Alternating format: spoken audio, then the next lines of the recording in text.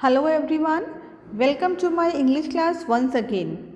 Now today in this video, I am going to explain a very beautiful poem from your English literature book, that is Stopping by Woods on a Snowy Evening, written by Robert Frost.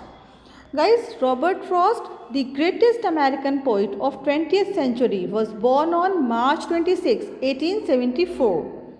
He won 4 Pulitzer Prizes for his work. Okay, so let's discuss the poem Stopping by Woods on a Snowy Evening.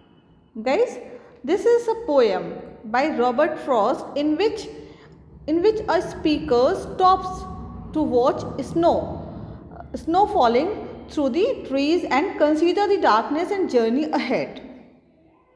Let's start the poem. Whose woods these are, I think I know. His horse is in the village door. He will not see me stopping here to watch his woods fill up with snow. In this first stanza, the narrator, who is the poet himself, stops by some woods on his way one evening. The narrator knows the owner of the woods and even where he lives.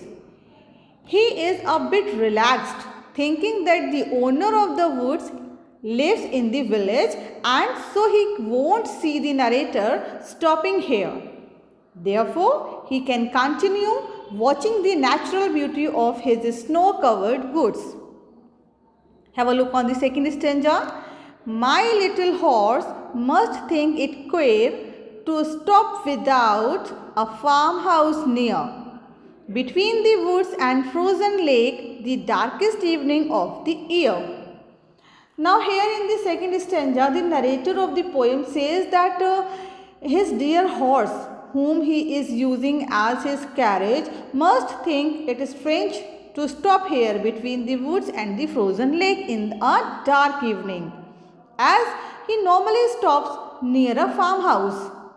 The narrator calls his horse my little horse, as it is very dear to him, or maybe the horse is a little one in the literal sense, that is a pony.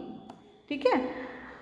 It may also suggest that the speaker is humble and ordinary citizen and cannot afford to buy an expensive horse.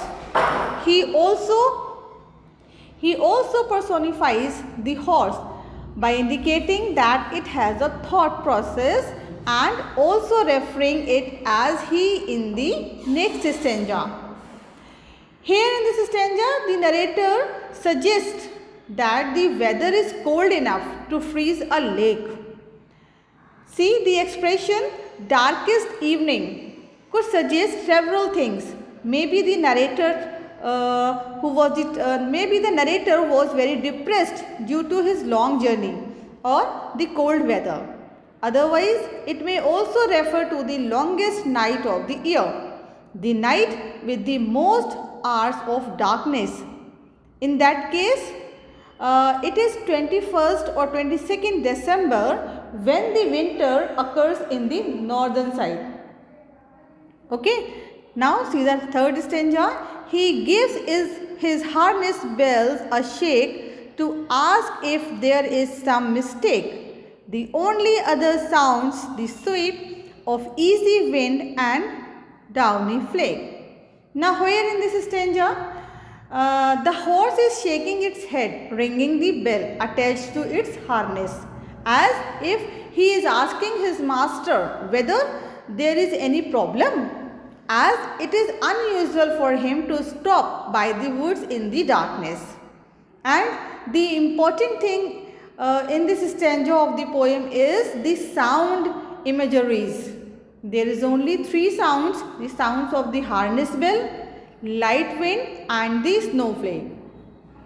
Have a look on the fourth stanza. The woods are lovely, dark and deep, but I have promises to keep, and miles to go before I sleep, and miles to go before I sleep.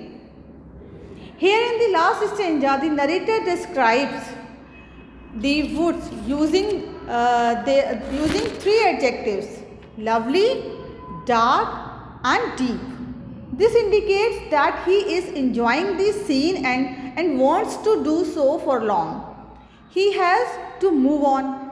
And the important thing here is that the poet repeats the last line to attract the attention of the readers. Here, sleep may refer to death. We in our real life have many things to look at with, many things to enjoy, but in most cases we cannot, simply because we have other things to do in our short lifespan. So we have to move on. Here, the woods may also suggest the distractions and temptations in the journey of our life. The poet may mean that we should not pay heed to those outward temptations. We should stay focused on our goal and try to reach it in time. We must fulfill our duties before we die. So, we have no time to look at other things in the way. Now here in the last stanza, the poet uses repetition. The poetic devices, he uses repetition in the last stanza to emphasize the point that he has a great deal to do before he can rest.